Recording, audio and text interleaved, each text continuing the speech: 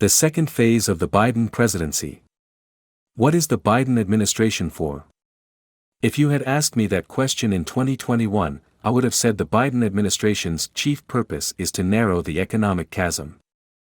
America is bitterly divided between highly educated people who live in places that are thriving and less educated people who live in places that are left behind. That economic and social divide threatens our politics, our shared prosperity, and the nation's social fabric. In its first 2 years, the administration successfully began to tackle this fundamental problem. Through the infrastructure law and many other measures, Team Biden directed huge amounts of money to create working-class jobs and to increase benefits to working-class families. That spending contributed to white-hot labor markets that have lifted wages, brought people back into the labor force and turbocharged American capitalism. Yes, inflation surged. Yes, the nation is still bitterly divided.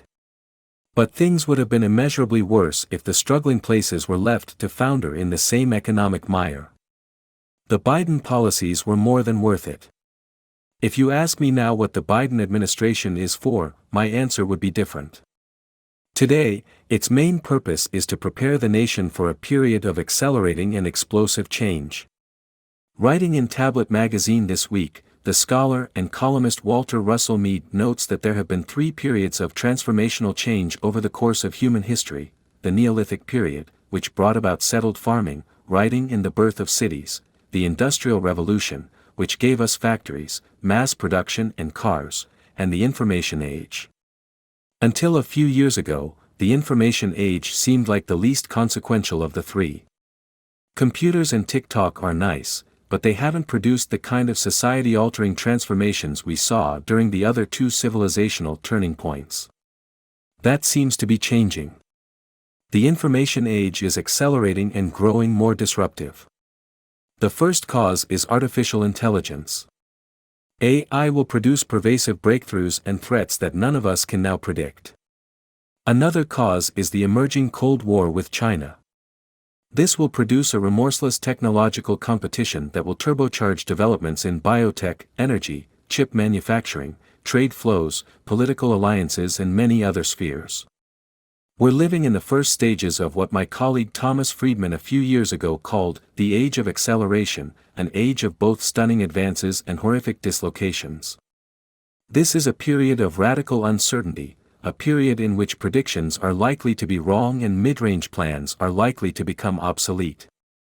We're going to need governments that are able to pivot quickly and throw tidal waves of money at suddenly emerging problems, from technologically driven mass unemployment to war in the Pacific. When COVID hit, the United States successfully pivoted and threw trillions of dollars at that problem. But the United States may not be able to mobilize that kind of response in the future. That's because we're now manacled by debt.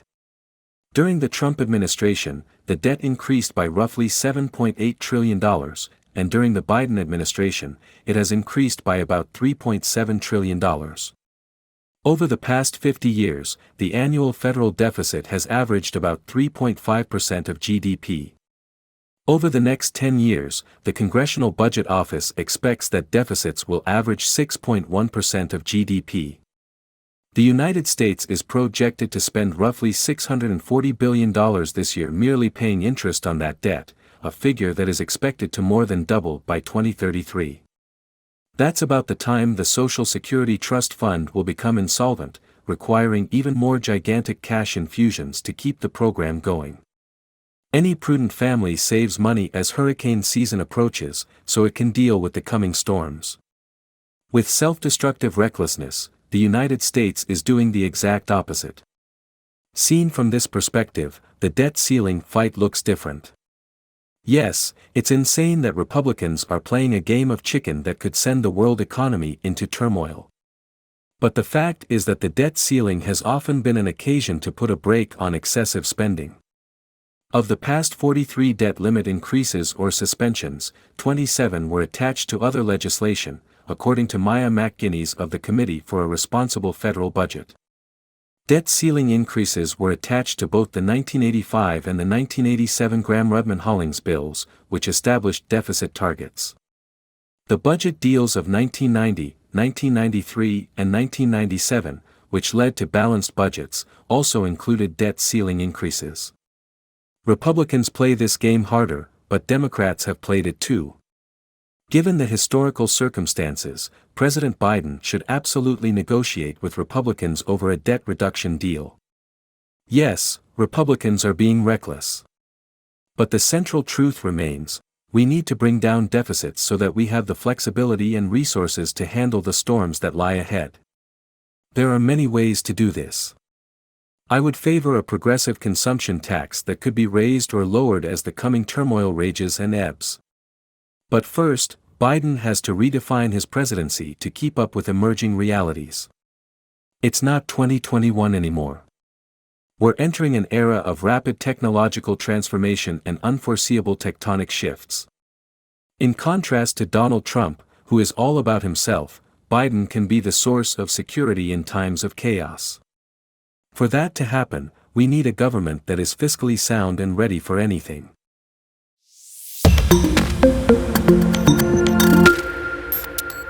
The second phase of the Biden presidency. What is the Biden administration for? If you had asked me that question in 2021, I would have said the Biden administration's chief purpose is to narrow the economic chasm.